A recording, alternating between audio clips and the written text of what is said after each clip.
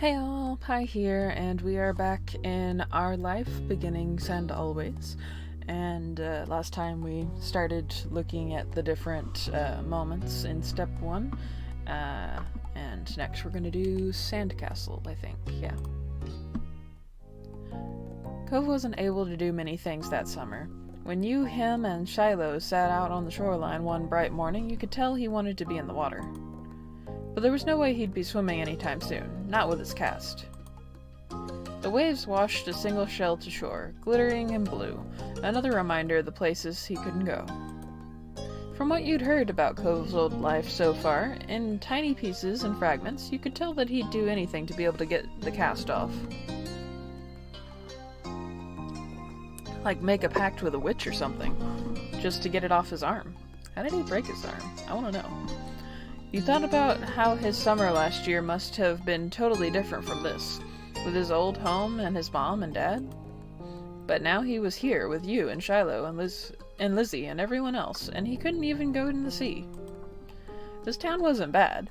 It had all your favorite things in it. But sitting there on the same beach you'd grown up on, you could understand that not everybody else felt the same way about Sunset Bird as you did. I mean, fair enough. You watched him from the corner of your eye quietly as he finally said aloud what you had been pondering. I wish I could go in. Yeah. Beach day sounds nice. Sorry, we're still like mid-pandemic. if anyone from the future goes back and watches these, this is being recorded before everything goes back to normal, if things ever go back to normal. If that is a thing that happens, I don't know. Anyway. The water? Yeah. Oh, I'm sorry. You're gonna be able to do it soon. Cove only sighed in response. Apparently, soon wasn't soon enough. It never is. It's so pretty, the ocean. Mm-hmm. And huge. There could be anything out there, like mermaids. Yeah! Yeah. Let's see. If you really just want to be a dick. Mhm.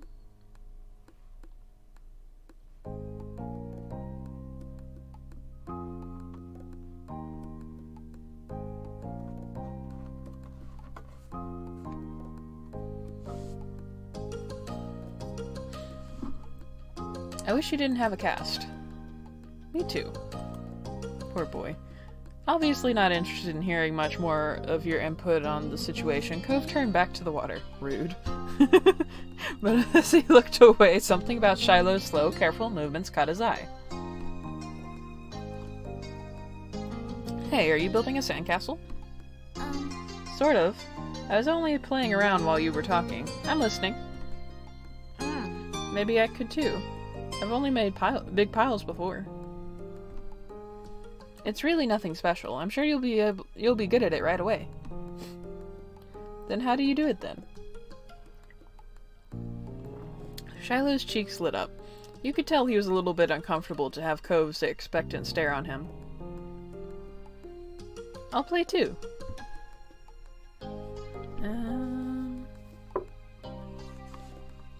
I love making sand stuff.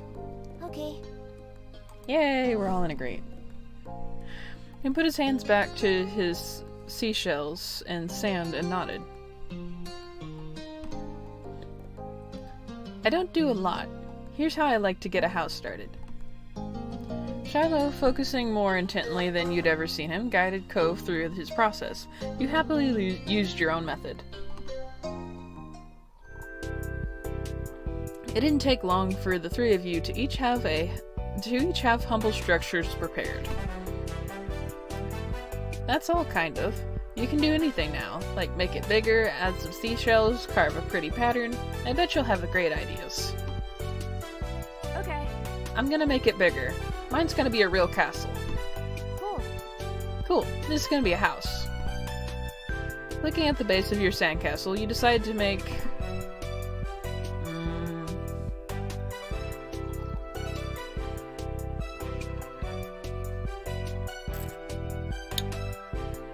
to go for a castle. Go big or go home. Looking at the base of your sandcastle, you decided to build a fancy castle. The better part of the next hour was spent focusing on your own work. The boys were the same. Even Shiloh didn't sneak as many peeks at everyone else as he usually did. You finished shaping before either of them did, glancing up from what you'd built. It seems you got done so fast because they already searched around for extra decorations. Shiloh had grabbed most of the really interesting stuff, and Cove had a lot of shells, but there were still options. The first thing you reached for was a...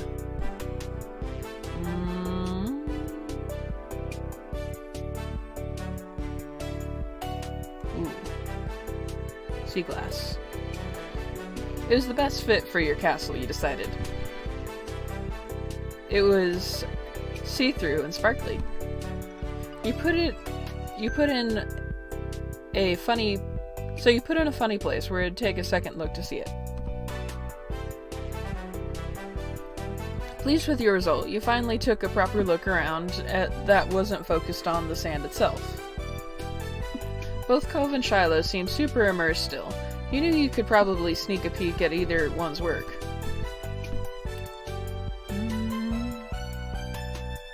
You decided not to look. You instead watched some clouds go by. The silence was then broken. What's on top of yours, Shiloh? You peeked closer and discovered something shiny sticking out of Shiloh's sand chimney. Oh, it's just a gum wrapper. It looks like smoke. Neat. That's cute. That's really smart, actually. I'm impressed by this kid constantly. That's good. That's smart.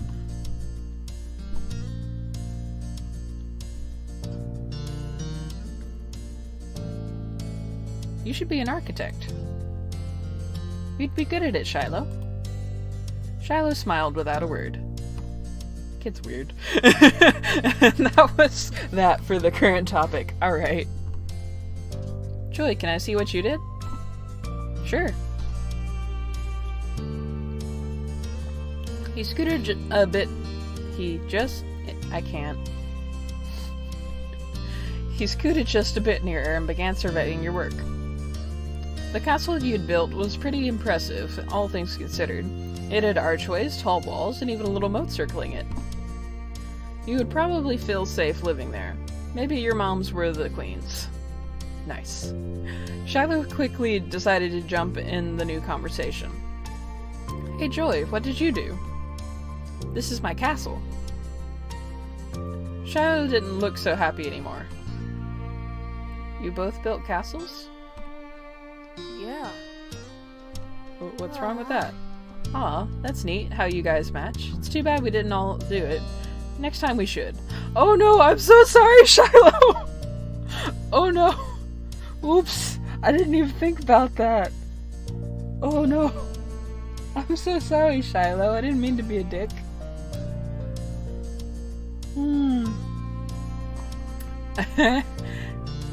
This is why I don't have friends.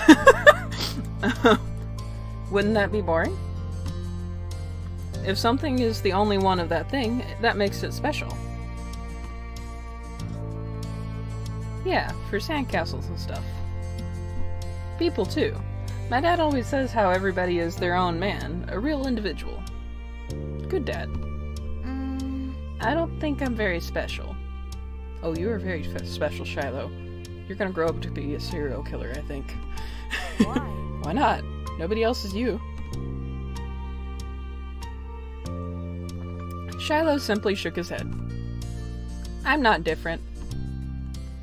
A beat passed between the two. Cove then looked down at his own work again. Okay. He didn't seem to be bothered leaving the disagreement hanging there. Cove had other things on his mind. Boy lives in the moment. And no more tea. My dad tried to get me to make sandcastles the first time we came to this beach. I didn't want to.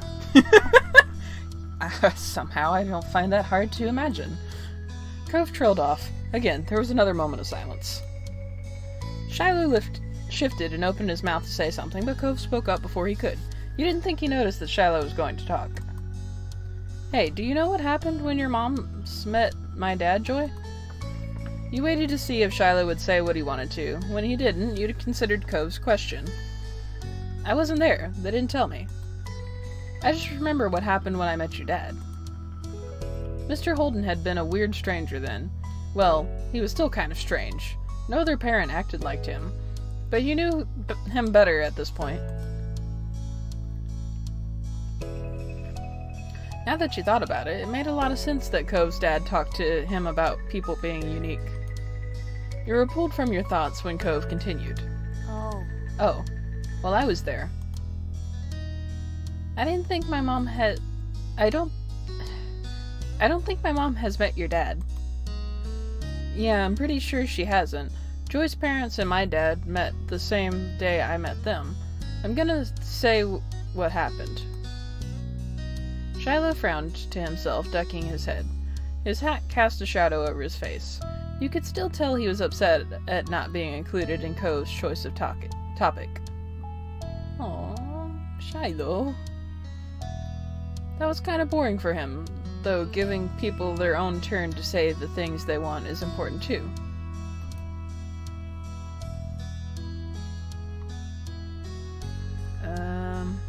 I think Shiloh wants to talk too. Huh? We were talking just now.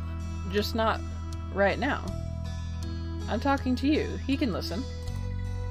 Shiloh's expression barely flickered at the words. He still looked put off. Cove, quit being a dick. Cove continued like the interruption hadn't happened. He was determined to tell the tale. When we moved here, we didn't bring a lot of things with us. Only some stuff that would fit in Dad's car. We didn't even get a moving truck. I sat in there while Dad brought it all inside. I didn't want to get out because I knew Dad would make me look around the new house. I really didn't want to do that. His lips twisted into a frown as he recalled that. Then I saw your moms. They were in a car too and stopped at your house. I guess they were coming back from somewhere or something. My dad noticed. He waved his hand, then went over to the front of your house where he started talking to them. I don't know what they said. I couldn't hear it. But he couldn't see me anymore since he was looking the other way. So I opened the door and left. I wanted to get away and went behind the houses. I found those hills over there, the ones where we met for the first time. Cove nodded and stared at you. You stared back. He didn't go on to say anything more. Aren't you going to finish your story? Cove's brow wrinkled, like he didn't understand why you were surprised. Huh? That's all that happened.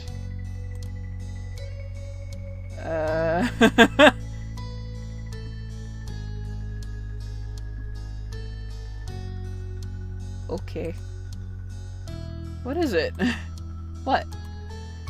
You said that in a weird way. I don't think I did. Cove narrowed his eyes at you, suspicious. Shiloh's mouth twisted into a scowl of disbelief, but he said nothing. Why'd you bring that up anyway? There's a slight shrug of Cove's shoulders. Well... I was thinking about it because of the sandcastle. It made me remember when I moved here. Dad showed me the beach first, before we went back to the car to unpack. He was really excited about it for some reason. Cove's brow furrowed a little more as he quietly raked his hands through the sand. I get it. You thought maybe Mr. Holden wasn't that excited about the beach and was instead hoping Cove might be. But the line of conversation had come to its end. Even Cove was done with it. Some other topic had popped into his head. Oh no. Shiloh fidgeting uncomfortably in the sand had made Cove aware of his presence again. They looked at each other, and you could only wonder what this might be about. Hey, Shiloh. Yeah? Why are you always turning so red, even when nothing is happening? Clearly startled, he jerked back. Neither you or Shiloh had expected that to be how he got included in the conversation again. I don't know, I guess.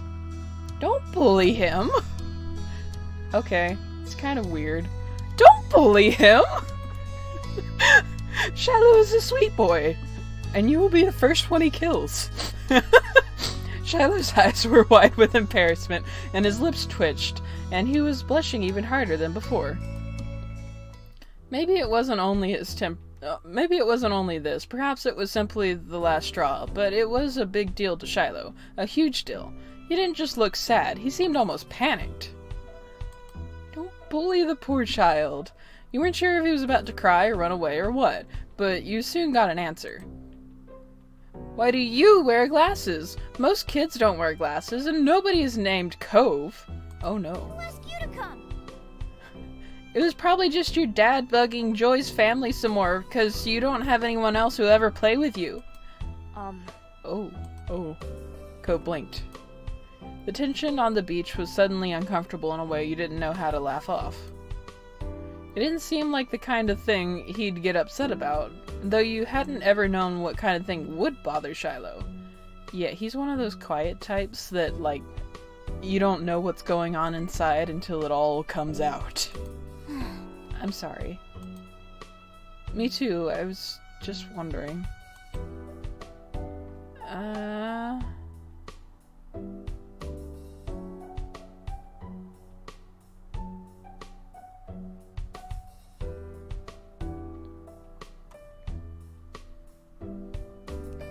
Hey, let's build another sandcastle. The day is gonna be over soon. Joy, you're right. The sun is going down so fast. You all went back to making more sand buildings, but the whole mood had changed. Shiloh's cheeriness was clearly gone, and Cove looked as confused as ever about why the other boy had blown up. Don't ask people why their skin looks the way it does. That's just rude. Life lessons. The air stayed uncomfortable the rest of the afternoon, right up to the moment that Shiloh's mom appeared at the beach to take him home. At least you tried to do something to resolve it, though, and it seemed like it helped. Even though Shiloh's smile, when he said goodbye to Cove, wavered, it stayed as bright as ever for you. Aw. That had to count for something. But with Shiloh gone and the sun going down, you knew it was time for you and Cove to head to your own houses. The two of you trailed out of the park together towards the neighborhood. The walk home was quiet. You passed by familiar landmarks, shoes thumping against the sidewalk in near-perfect unison. Cove was clearly caught up in thinking about something. You asked Cove what he was thinking. Something was definitely up, so you chose to reach out to him and ask. Hey Cove, is everything okay? You're making a funny face. Oh, I was just wondering. Cove fell silent again for a few more seconds, then sighed. Why'd Shiloh act like that? When I said he was all when he was all red a lot. La la la.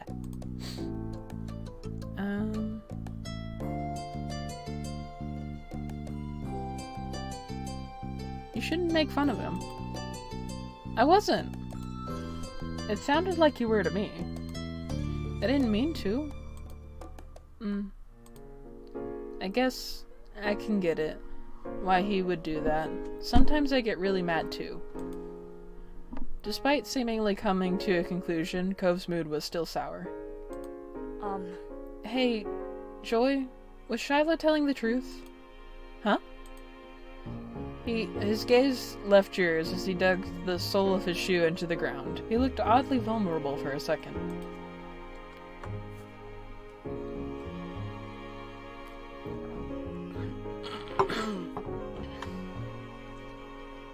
Does my dad make you hang out with me?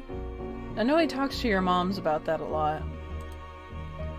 An uncomfortable weight settled in your chest at the question. You liked spending time with Cove. You didn't even have to think hard about it. You knew you did. But you couldn't help feel guilty. Cove still didn't know what had happened when you met Mr. Holden.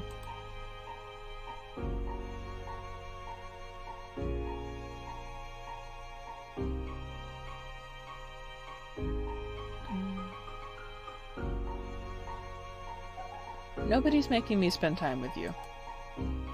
Cove's shoulders relaxed. You hadn't even noticed that he had tensed up.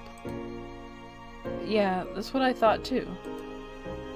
Anyway, I didn't think you were pretending. I just wanted to make sure it was okay is all. Aw. Thanks. Thanks for telling me. Your throat tightened. It was hard to meet Cove's earnest gaze again. Keeping secrets was hard. I'll tell him eventually. Just not right now. Eventually. You're welcome. By now, the two of you were on the sidewalk near your houses. It was time to part ways. You hugged Cove goodbye.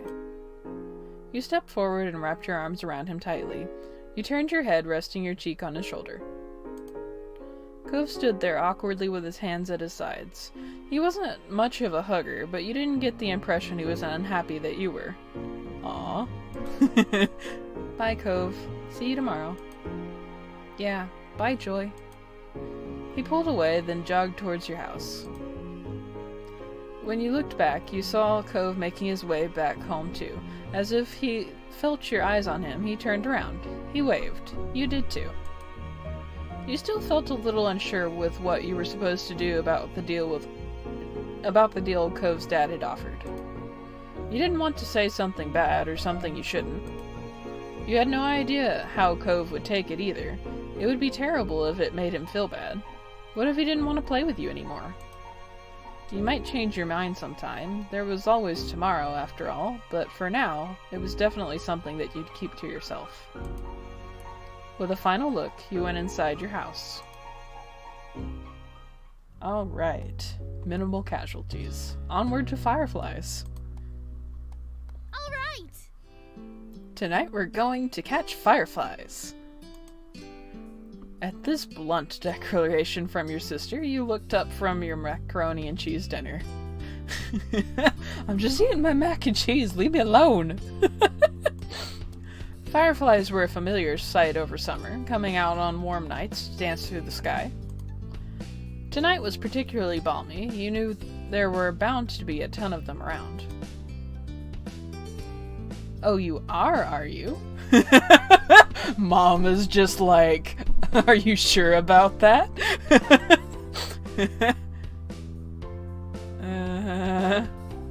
You started eating faster. A grin curved your lips as you started to eat a bit faster, excited for what was to come. It seemed like you were too excited, however, as you started to choke and cough on your food from shoveling it down so quickly. Yeah, don't inhale. Mommy reached over to pat you on the back, firmly helping to dislodge the noodles and enable you to breathe again. You took a big gulp of water from your glass, giving your moms the sheepish look. Oops. That's a good idea, Lizzie. Can we, Mrs. Jones? Shiloh tapped his fork against the table excitedly, his face lightening up as he looked at Lizzie. It was unusual for Shiloh to still be here. Like always, his mom had to bring him over really early in the morning before her job started. But normally she would have picked him up by now. She called before dinner to let your moms know she'd be late. You didn't hear why. Probably more work things. Yeah, work be like that sometimes. You thought maybe getting to hang out with Shiloh for longer is what made Lizzie want to keep running around outside. Staying at home and watching TV was never an option for her with guests over. That's why you were pretty sure she'd get your moms to agree. Well, it's already so dark out there. Lizzie gave Mom the best puppy dog eyes she could, slowly spooning mac and cheese onto her mouth while you waited for their response. There. Let them go. Nights like this don't happen every day. Your parents exchanged a look, then Mom eventually sighed and nodded back. Yes! Mission accomplished!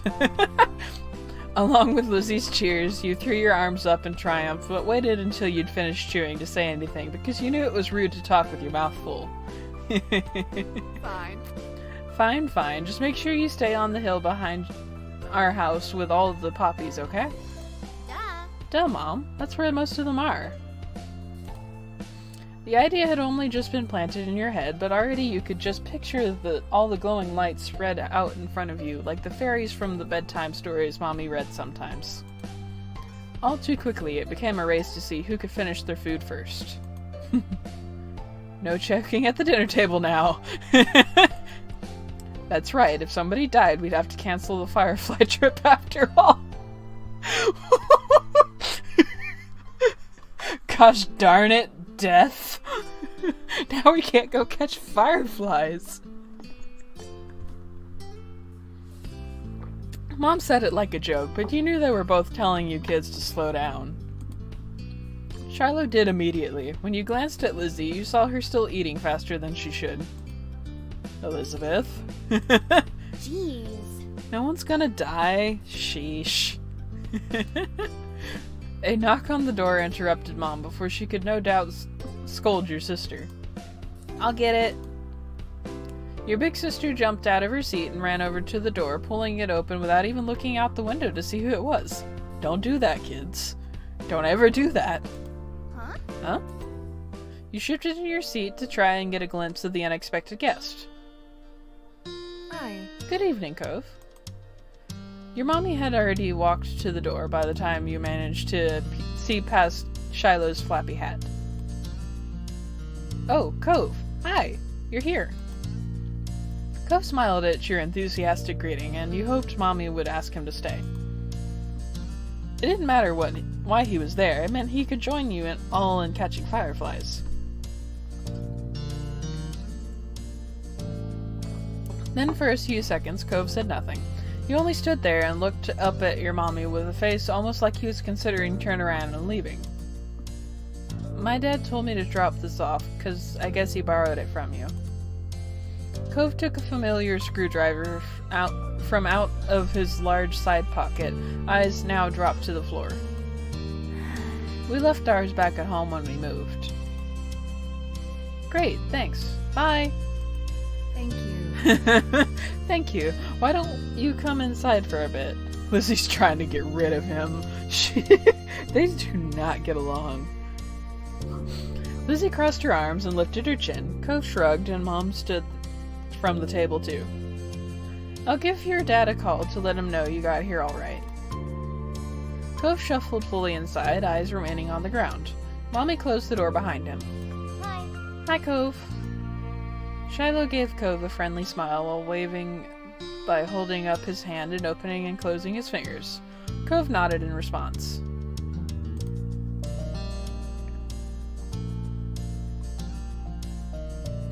Cove, are you gonna catch fireflies with us? You could see Lizzie eyeing you for mentioning the excursion to an outsider, but she'd get over it. Calm down, Lizzie. Just be nice. You hoped Cove would say yes. That way you wouldn't be the odd one out with Lizzie and Shiloh anymore.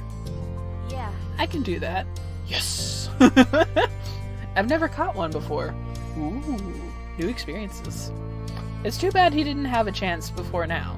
The fireflies weren't out when he first moved in, and there must not have been anywhere he used to live.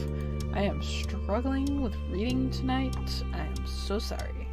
We can't go out until after dinner. After she pointed this out, Lizzie walked back to the table and took her seat. There wasn't much left on her plate. Since this was very true, you decided to finish up your own stuff as well. Cove stepped closer and eyed what was on the menu for your family's meal. Have you eaten yet? Yeah, my dad and I ate earlier. What did you have? Eggs. Straight up, just eggs? Okay. The clipped one-word answers seemed to discourage Shiloh from asking any more questions. His eyes slowly wandered back to the last scraps of food on his plate. Her phone call with Cove's dad must have ended, because your mom came back into the room.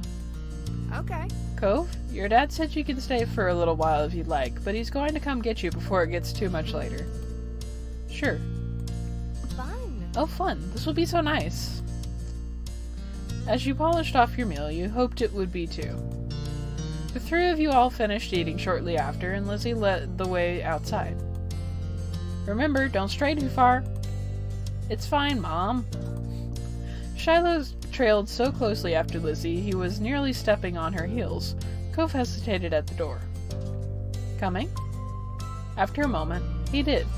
Bye. Bye, children. The two of you were a good 10 or 15 feet behind Lizzie and Shiloh by the time you walked outside.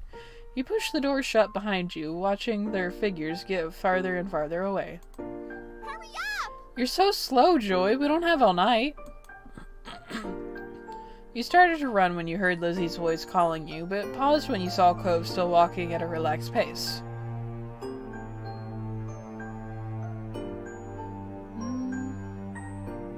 You walked with him. You fell behind, sliding up next to him and matching his stride. He noticed right away. It's okay. You can go ahead if you want. You smile and shake your head. I don't. After a short while, the two of you reached the hill behind the house. The fireflies were out in full force, floating on the breeze, their gentle glow winking in and out and creating an almost magical effect. Lizzie had already climbed to the top. Shiloh was spinning in circles somewhere around the middle. Wow. Shiloh took a moment to come over and welcome the both of you to the hill. Hi guys, it's really great out, huh? See how many there are? Yeah. A firefly danced through the air, landing on Cove's sea green head.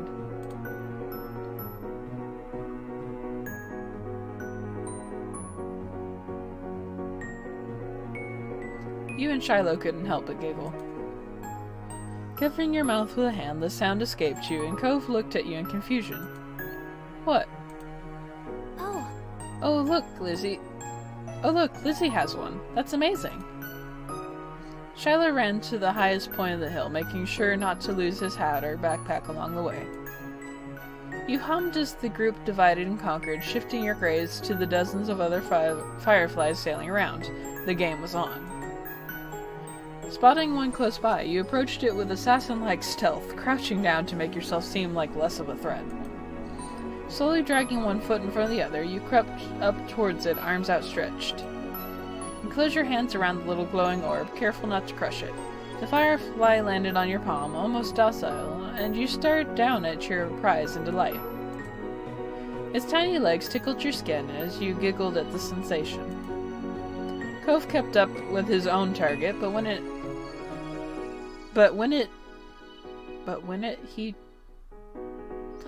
he tried to grab it, his pink cast waved awkwardly through the air, foiling his efforts to clap his hands around the firefly.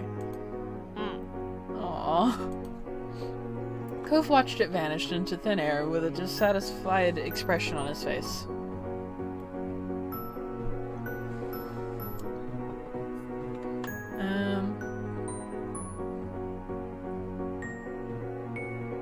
You told him about the firefly you had. Hey, wanna see the one I got? Cove gave one more look in the direction of his lost prize before coming closer and peering at the insect still crawling across your palm. You held your hand out and he leaned closer, eyes widening a tad behind his glasses. Cove remained hypnotized by the little bug as he inched his hand closer to yours. Ultimately, he settled his fingers lightly over the top of the ones you were holding open. It tingled. You stayed very still. The last thing you wanted was to accidentally scare the shiny treasure off. The firefly, noticing the new connection, crawled up onto Cove's hand. He quietly gasped. It worked. Yeah, you got one. Cove's lips turned into a slow smile, and his eyes shined brighter than the bug. Thanks, Joy. With a laugh, he gave the palm of your hand a friendly smack, performing an awkwardly low 5. Startled by the extreme movement, the tiny light disappeared before you could even blink. The firefly was gone. Sorry. Oops, sorry. You forgave him. That's okay. I couldn't keep it forever. You're right. Right. Bugs have to stay outside. Yes, they do. Do not bring bugs into the house. And if you do bring bugs in the house, please transport them back outside.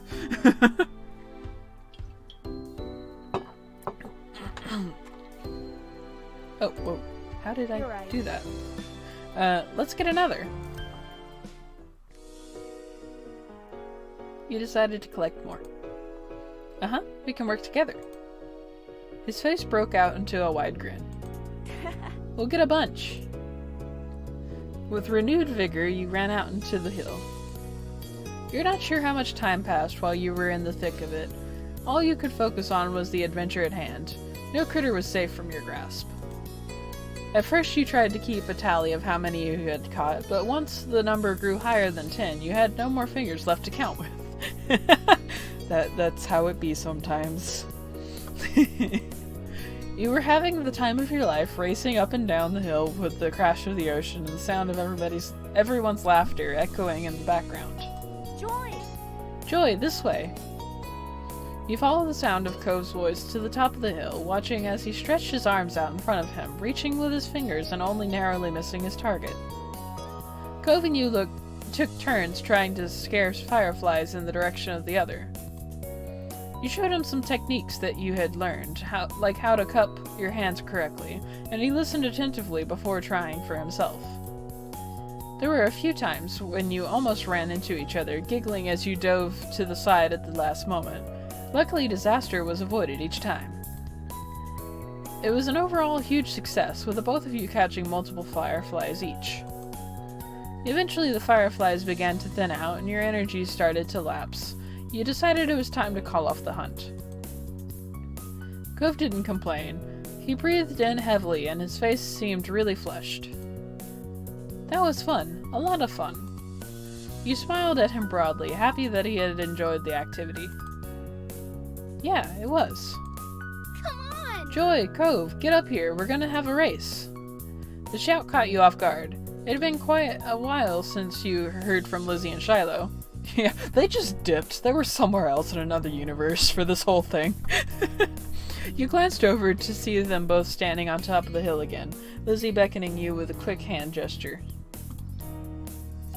If she was like that, you knew there wasn't much room for disagreement. Up the incline you went. From the corner of your eye, you saw Cove was coming as well. He didn't care for Lizzie a lot, so you thought he might be intrigued by the idea. Hi. Hi, Cove. You can't roll down the hill. You could hurt your arm again. You'll be the referee for the rest of us. As Lizzie pointed this out, Cove froze in place. Oh, it was that kind of race. He frowned down at his cast. That was the second time it got in the way tonight. Aww. What? Yeah, you'll watch and see who gets to the bottom first. That's important. Got it? I guess. Aww. The cast was sturdy. If he was careful, he could have done it. Lizzie might have just been looking for a reason to make someone else the referee, but it was already decided.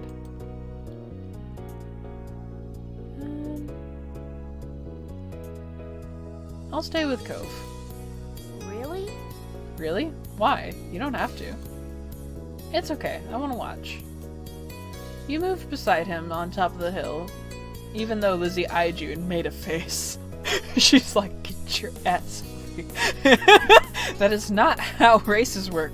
We only need one referee. You shrugged your shoulders, you refused to budge, and Lizzie let out a huff before throwing her hands in the air. Fine, I'll be the winner whether you join in or not.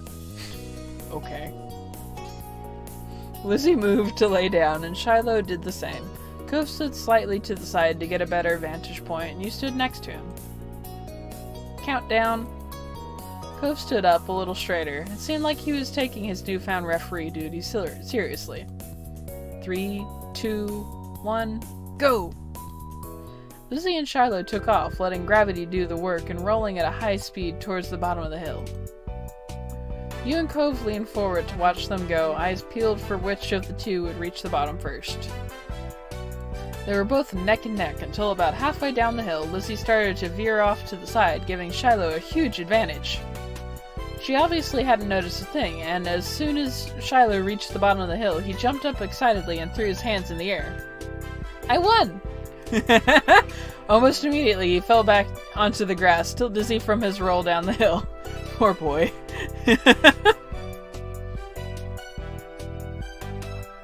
Lizzie stomped out of the bush she had ended up in, spluttering angrily and brushing leaves from the front of her dress. Not bad, you got lucky. Let's do it again and see who wins for real. Kids, it's time to come in. No. You snickered, feeling grateful you hadn't been part of the mini debacle. You caught Cove's eye and saw that he was doing the same. It had gotten late and was beginning to feel just a bit chilly as you made your way out of the hills, but the cold in the air hadn't dampened anyone's spirits. The four of you walked back home together, side by side down your neighborhood street, discussing the evening, with each person trying to prove that they were the one who caught the most fireflies. But you only have 10 fingers, so how will you ever know? You knew that whoever really did catch the most didn't matter much anyway. All that mattered was that you had a good time, which, judging by the smiles on everyone's faces, you did. Okay. And I didn't buy the DLCs, so we can't do these this time at least. Maybe in the future. We'll see. So, the summer ended. I am sure. I'll never get tired of that view.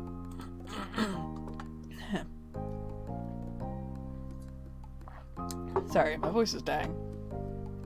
You stood beside your moms, Lizzie and Cove, as the five of you watched the sun dip into the ocean somewhere far, far away. You like to imagine it cooling off in the water, resting itself before getting ready to shine brightly again tomorrow. That was a fun day. I didn't know that it had magicians on the shop street now. Neither did I. Oh no, we are so dull. Let's get out more. Date night. You didn't do real magic, Mom. How did you figure that one out? Duh. 'Cause I know. That's not what real magic looks like. Oh, really? Oh, Lizzie dear, there's all kinds of magic in the world. Lizzie gave Mommy a suspicious look, but didn't dispute the claim. You looked over at Cove, who hadn't said a word since you started home. He didn't look upset, though, just content. You're aware he still hadn't quite warmed up to your parents. Well, we can't sit out here all night. Try to hurry home and get cooking. Who's helping with dinner? Lizzie immediately let out a groan. Mom, summer's almost over. The protest was obvious. You could practically see school on the horizon. You certainly didn't want to spend your last bits of freedom cooking dinner. You could do that any other day.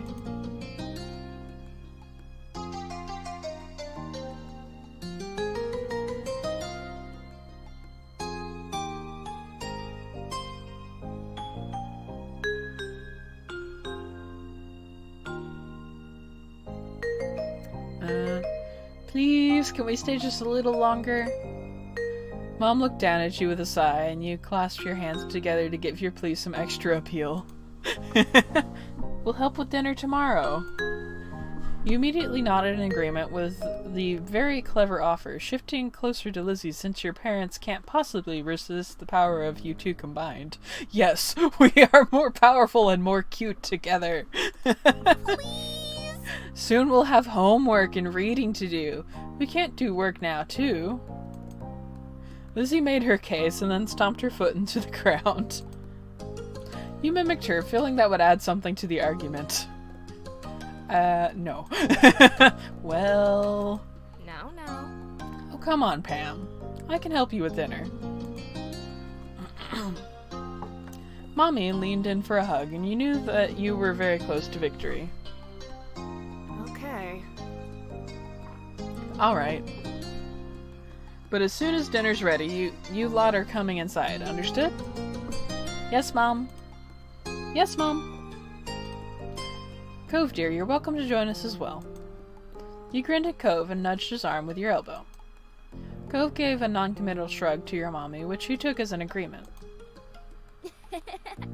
So much to do, so little time. Maybe I could still get the seashell bracelet at Tines and Trinkets. Ooh, or maybe the playground. Or the fireflies would probably be coming out, right?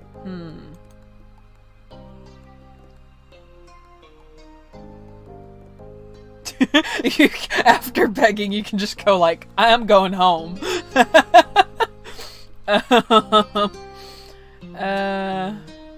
Don't I get a say in this? Lizzie looked over at you, narrowing her eyes like she was very seriously contemplating the answer to that question.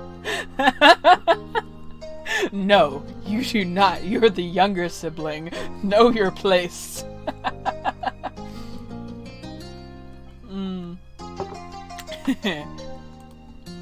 A strong gust of wind made you shiver. Lizzie huffed as she wrapped her arms around herself. Rude. Doesn't the wind know that summer's not over yet? The wind does what it wants. That's all Lizzie said before abruptly turning on her heel and heading off in the direction your mothers had gone. Where are you going? I'm going to my room. I have lots of pans if I want to make the most of tomorrow. Okay. You thought this over, looking off towards the water again. Lizzie didn't wait, and before long she was disappearing off down the road. Meanwhile, Cove was going in the opposite direction, heading for the beach. I'm going with Cove. Cove gave you a smile that you couldn't help but return. Cool. Cool. He made a little gesture that you interpreted as, follow me, and then started heading to the waves. Cove knelt down, picking up something you quickly identified as a smooth rock. He reared his arm back, then tossed it out into the water.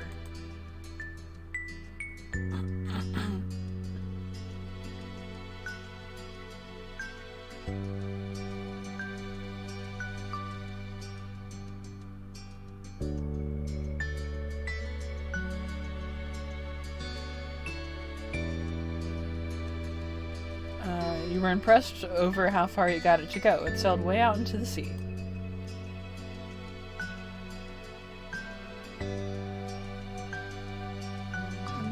You looked for your own rock. Deciding to join Cove, you searched nearby for any rocks or shells that you could throw too.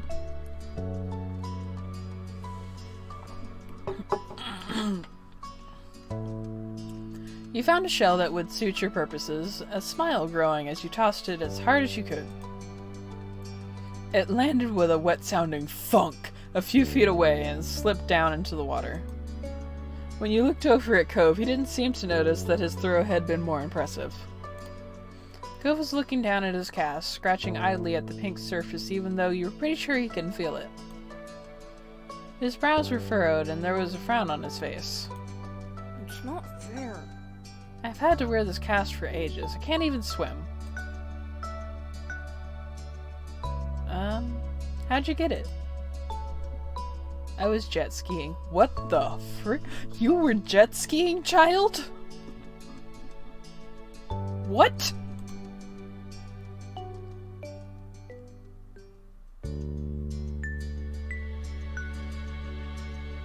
What the frick? This child was jet skiing? What? What? Excuse me?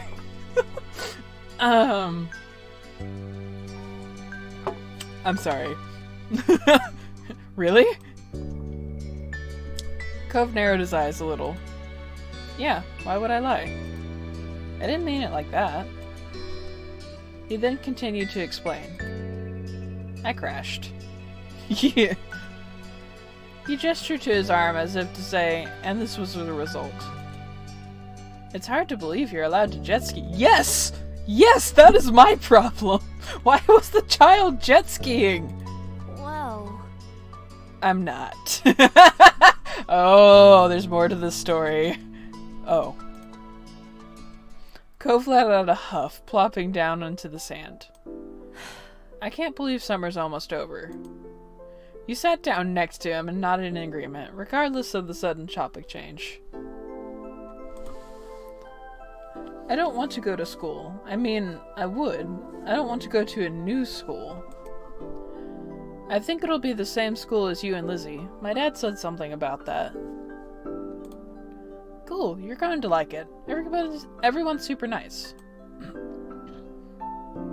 You'd only ever been to the one school, but you're sure that his old school couldn't have been that much better. Then again, he did have to make new friends and meet new teachers. It could be kinda scary. Cove shook his head, then wrapped his good arm around his knees as he drew them back to his chest. You heard a sniffling sound, and when you took a good look at his face, you realized that his eyes were wet. I want to go home. Aww. Excuse me. You'd never had to move before, but you thought you could understand. If you had to go to a new school all of a sudden, with all new people, you'd probably be dreading it too. Even though you sort of maybe understood, you weren't sure how to help. Okay, I'll see you later? Cove gave his head a small shake. No, I want to go back home. Right, Cove wanted to go back to his old home. The one that sat waiting someplace far from here, the one he would bring up whenever he felt this sad. It had been a while since he had moved in, but he didn't seem to feel any better about being here. You settled back down into the sand, trying to consider what to do.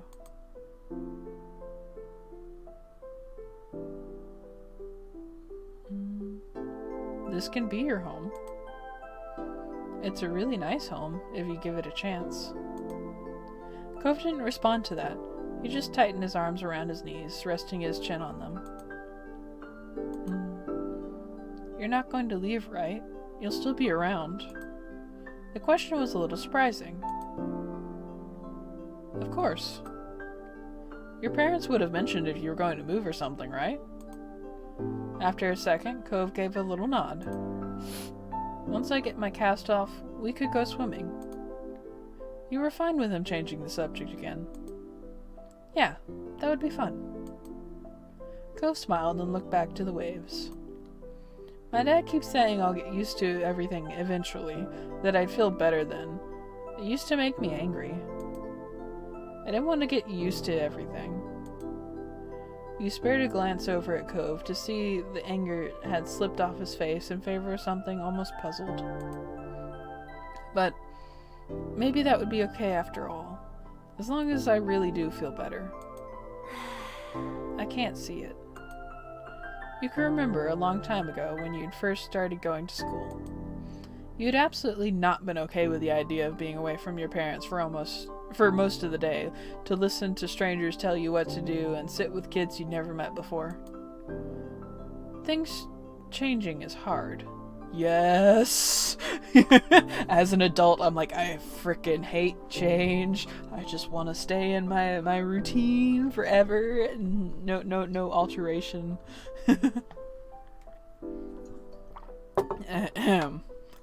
Rant done.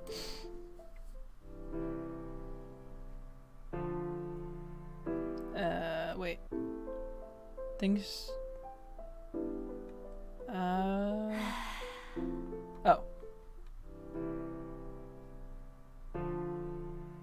You held his hand. You're not quite sure what to say to that, so instead you reach out and take hold of Cove's hand. The one closest to you is the one in his cast, so you make sure you were very gentle. As you watched, Cove's eyes got a little misty once more. You got the feeling that they were different tears than the ones from before, though. I hope next summer I'll surf and go exploring and everything will feel like it's supposed to again. You will. It will. The two of you sat quietly, just taking in the sounds of the waves. You hoped that Cove would be able to accept this place as his new home. You'd definitely try to help in what ways you could. There were so many wonderful things here Cove probably hadn't even seen yet. Lost in thought, you started a bit when you heard a faint, familiar sound. The sound of your mom shouting your name. You looked over your shoulder, realizing it was probably time for dinner. Time had really gone by fast. You stood and dusted the sand off yourself. My mom's calling. It's time for dinner. You should come. Cove looked up at you, expression screaming reluctance, yet ultimately... Okay. When you smiled, Cove returned with one of his own. Joy. Thanks. Thanks. Oh, he said that too. It was nice. Where you were right then. But the two of you couldn't stay there in your own little world any longer. You were being called forward. So the both of you ran off towards your house, leaving the waves and summer behind. And so the summer ends.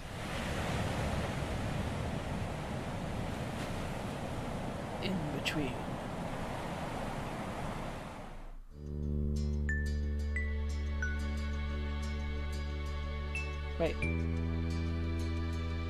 Wait, why am I back at the...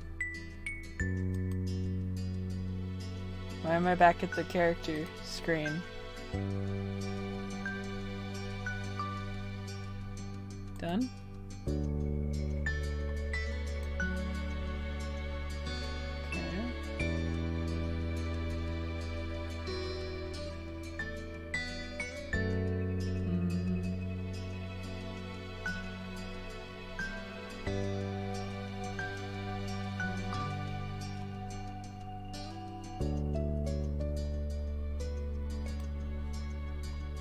Push it there and then like boop. Maybe like that. Because like I wish there was something between like fondness and crush. Like I wish this was a bit more nuanced. Oh well. Ready. Yes. What is going on? Oh! I can change him now! Oh boy! Give me a moment. Just give me a moment.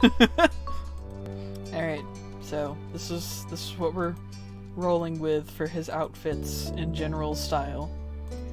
Hope everyone's okay with that, because that's what we're doing. Oh wait, frick. I didn't do all of it. Frick. Can I go back? Yes. Good.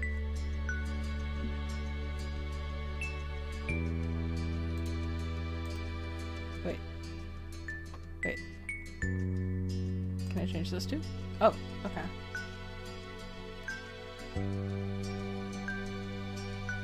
Interesting. I like warm, studious Cove. It's cute. I'll leave that alone. Oh, this is how you do both. I am a dumb. Give me a minute. Okay, that took entirely more effort than it ever should have. So, that's where we're going to end this one. Thank you guys so much for watching. I hope I haven't annoyed you too much with my dumb assery, and I hope that you will join me again in 2 weeks.